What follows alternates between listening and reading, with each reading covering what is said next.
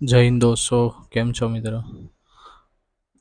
આજના દિવસે જે પ્રમાણે આપણે ગઈકાલે ડિસ્કસ કર્યું હતું એ પ્રમાણે આજના દિવસે એટલે કે 4 જૂને આપણું ઇન્ડિયન ઇલેક્શન રિઝલ્ટ હતું.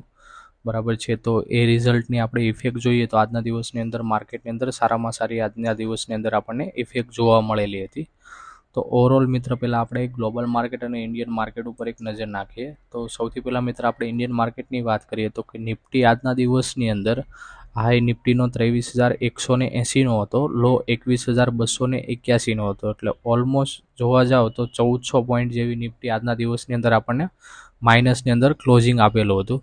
ત્યારબાદ સેન્સેક્સની વાત કરીએ તો સેન્સેક્સ આપણને જોવા જઈએ તો આપણને 5,000 પોઈન્ટ સેન્સેક્સ માઇનસ હતું. બેંક નિફ્ટી જોઈએ તો બેંક નિફ્ટી બી ઓવરઓલ 5,000 પોઈન્ટ માઇનસ હતી. એટલે કે ઓલમોસ્ટ આપણે જે 3-3માં જોઈએ છીએ એ પ્રમાણે 10-10%નું આપણને એક ડાઉનફોલ આપણને જોવા મળેલો હતો. ત્યારબાદ ઇન્ડિયા વિક્સ આપણે જોઈએ તો ઇન્ડિયા વિક્સનો લાઈફ ટાઈમ હાઈ આપણને 31.71નો ઇન્ડિયા વિક્સનો લાઈફ ટાઈમ હાઈ આપણને જોવા મળેલો હતો. ત્યારબાદ મિત્રો ગ્લોબલ માર્કેટની વાત કરીએ તો ગ્લોબલ માર્કેટમાં ડાઉન જોન્સ 115 પોઈન્ટ માઇનસ હતો, નાસડાક 93 પોઈન્ટ પ્લસ હતો. બરાબર છે, તો આ હતું મિત્રો આપણું ગ્લોબલ માર્કેટ અને ઇન્ડિયન માર્કેટ. તો આજના દિવસની અંદર જો આપણે જોઈએ ચાર્ટ ઉપર તો આજના દિવસની અંદર જ્યારે સવારમાં નિફ્ટી ઓપન થઈ ત્યારે નિફ્ટીનો હાઈ હતો 23,272નો. બરાબર છે, ત્યારબાદ જેવું ઇલેક્શનનો જે રિઝલ્ટના જે આંકડા જે ડિક્લેર થતા હતા એ પ્રમાણે માર્કેટ પરફોર્મ કરતું હતું. ત્યારબાદ આપણને એક નવો લો જોવા મળેલો હતો, એ જે હતો 22,394નો લો હતો. બરાબર છે, એ લો એ બ્રેક કરીને એક વખત ફરી પાછું આપણને ઉપરની સાઈડ કોલ સાઈડ એક મુવમેન્ટ આવી હતી. ત્યારબાદ ફરીથી એક ડાઉનફોલ મુવમેન્ટ આવી હતી અને ઓલ ઓવર જોઈએ તો ઓલ ઓવર નિફ્ટી ત્યાંથી આપણને ડાઉન જોવા મળે. એટલે એપ્રોક્સ આપણે જો આંકડા કાઉન્ટ કરીએ બરાબર છે નિફ્ટીના, તો આજના દિવસની અંદર આપણને 1988 એટલે કે ઓલમોસ્ટ 2,000 પોઈન્ટ નિફ્ટી આપણને ડાઉન જોવા મળેલી હતી. બરાબર છે, હવે જે આ જે આંકડાની વાત કરીએ બરાબર છે, તો છેલ્લા 4-6 મહિનાના આંકડા આપણે કાઉન્ટ કરીએ ને નિફ્ટીના, તો જો આ આંકડા ચડાવતા માટે છે ને નિફ્ટીને 6 મહિના જેટલો ટાઈમ લાગેલો હતો અને એક જ દિવસની અંદર આજે 10% માર્કેટ આપણે નિફ્ટીનું તોડી નાખેલું હતું. તો ઓલ ઓવર આપણે જોઈએ તો ઓલ ઓવર આમાં આપણને નેગેટિવ ફોલ આપણને જોવા મળેલો હતો. બરાબર છે, તો આજનું દિવસ જે માર્કેટ હતું કોઈ ટેકનિકલ કે ફંડામેન્ટલ ડેટા ઉપર ડિપેન્ડ નહીં હતું, ટોટલી ન્યૂઝ બેઝ ઉપર માર્કેટ હતું. એટલે માર્કેટની અંદર આ રીતની આપણને મુવમેન્ટ જોવા મળેલી છે. બરાબર છે, તો આ મુવમેન્ટની અંદર કોઈ બી આપણા ઇન્ડિકેટર છે યા તો ફંડામેન્ટલ યા તો ટેકનિકલ કોઈ બી સિસ્ટમ આપણી એની અંદર લાગુ પડતી નથી.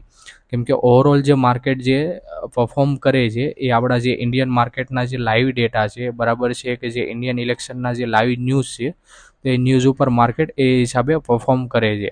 બરાબર છે, તો મિત્ર આજના દિવસનું ટોટલી માર્કેટ આપણું જોવા જઈએ તો ન્યૂઝ બેઝ માર્કેટ હતું.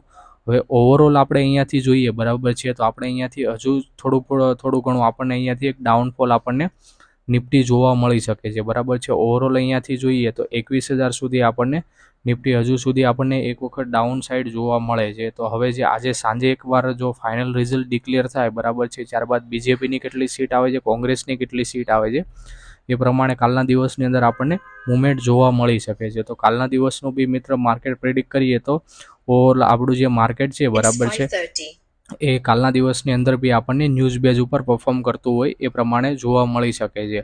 તો મિત્ર કાલના દિવસની અંદર બી કોઈ બી તમે પોઝિશન તમે બનાવો છો બરાબર છે, તો એ ન્યૂઝ બેઝ હશે તો એ પ્રમાણે તમે કોઈ બી પોઝિશન તમે કોઈ બી બાય અથવા તો સેલ તમે કરી શકો છો. બરાબર છે, તો મિત્ર કાલના દિવસની અંદર બી આપણને ડાઉન સાઇડના ચાન્સીસ આપણને વધારે લાગે છે. બરાબર છે, કેમ કે નિફ્ટીનો એક ભાજપનો એક ગોલ હતો બીજેપીનો કે 400ની સીટ આવવી જોઈએ. બરાબર છે, તો 400ની સીટ બહુમતી સાથે ભાજપ નથી આવેલી. બરાબર છે, એટલે ઓલમોસ્ટ જે સીટનો લાસ્ટ જે ફાઇનલ આંકડા છે એ સાંજે આપણને ડિસાઇડ થશે. એ પ્રમાણે કાલના દિવસની અંદર આપણને મુવમેન્ટ જોવા મળી શકે છે. બરાબર છે, તો મિત્ર જેટલો બી આ ગેપ હતો બરાબર છે, જે કાલના દિવસનો ગેપ હતો એ નિફ્ટીએ ફિલ કરી દીધો છે. બરાબર છે, એટલે ઓવરઓલ જે આપણે 6 મહિનાના ડેટા જોઈએ તો 6 મહિનામાં જેટલું બી માર્કેટ ચડાવેલું હતું એ આજના દિવસની અંદર નિફ્ટીએ તોડી નાખેલું છે.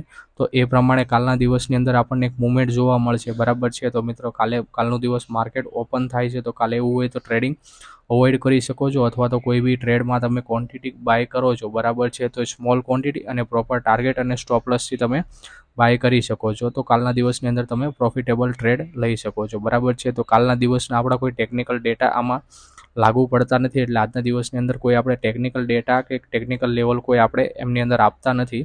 બરાબર છે. તો કાલનો દિવસનું જે પ્રમાણે માર્કેટ ઓપન થશે, બરાબર છે, એ પ્રમાણે આપણે કાલના ડેટા ઉપર આપણે ટ્રેડ કરીશું.